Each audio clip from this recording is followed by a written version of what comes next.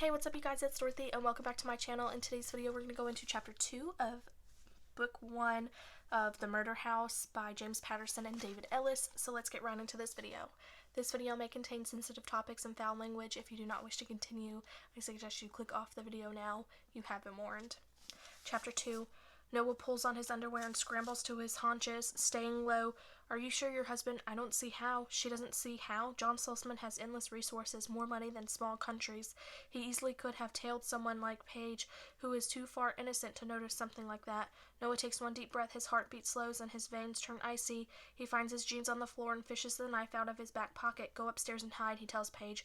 I'm not going anywhere. He doesn't bother to argue the point.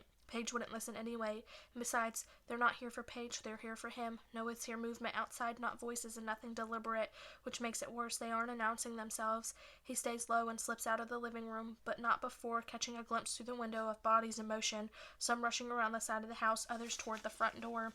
A small army is descending on his house, and he has nothing but a roofing knife. In the hallway now, he faces the front door. There's little point in hiding. If he hid, they'd find him, and they'd be braced for action when they did, their guns poised, fanned out in some defensive formation. No, his only option is to get them when they come in, when they think they're sneaking in on a lover's tryst, when they think Noah won't be ready for them, surprise them, hurt them, and escape. He hears the back door slam open. At the same time, the front doorknob turns slowly. They're coming from both directions at once. He almost has no chance, but he has nothing to lose, he figures as he tightens his grip on the knife. He moves one leg back, like a sprinter locking into his blocks before a race, ready to spring toward the front door with his knife. As the doorknob completes its rotation and his pulse drums in his throat, the front door pops open. He lunges forward, ready to sweep the knife upward. A woman, a redhead dressed in blue jeans and a flak jacket, a gun held at her side, a badge dangling from a lanyard around her neck. A badge. He tries to halt his momentum, falling to his knees, sliding forward. The woman spins and kicks up her leg, and Noah sees the threads of her shoe just before impact. His head snaps back from the kick, his body arches, and his head smacks the floor.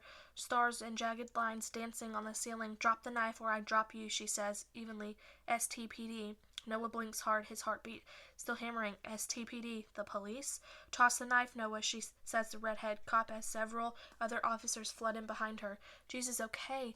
Noah drops the knife on the floor. Blood drips into his back of his mouth as searing pain shoots through his nose and eyes. Don't move, the other officers yell at Paige, hands in the air. Don't hurt her, Noah says. She didn't do any. Noah, you resist me again and I'll put you in a hospital. The redhead puts her foot on his chest despite his predicament and the pain drumming through his head and the fear gripping his heart. He registers a cop for the first time.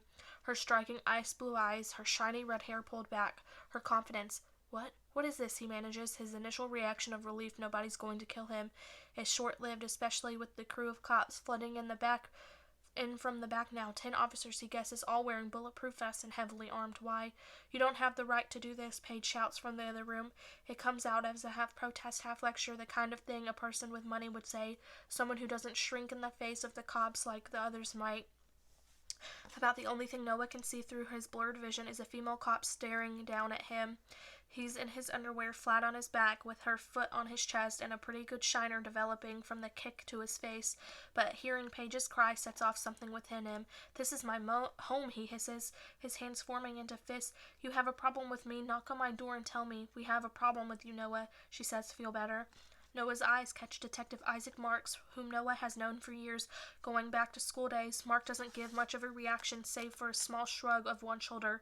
The redhead orders Noah to roll over. She cuffs him and yanks him to his feet. The sudden movement, coupled with the constructive effects from the kick to his face, leaves Noah's legs unsteady. This is ridiculous, he says. Does Dr. Redmond say I took his Rolex again?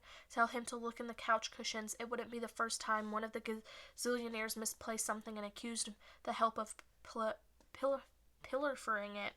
A movie producer once had Noah arrested for stealing his golf clubs, only to realize later that he left them in the trunk of his car. And do you think you brought enough cops? Is that why you rushed me with a knife? She asked the redhead. Because you thought I wanted to question you about a watch? He knows that this isn't about a Rolex. Noah recognizes the voice before he sees Langdon James swagger into the house. He's been the chief of the Southampton Town Police Department for over 15 years. His jowls now hang over his collar, his belly over his belt, and his hair has gone completely gray, but he still has the baritone voice and thick sideburns. "What the hell is the chief doing here? Detective Murphy," the chief says to the redhead. "Take him to the station. I'll handle the search of his house." "Will someone tell me what's going on?" Noah demands, unable to conceal the fear choking in his voice. "Be happy to," says the chief. "Noah Walker, you're under arrest for the murder of Melanie Phillips and Zachary Stern." That is the end of this video. I will see you guys in the next one. Bye.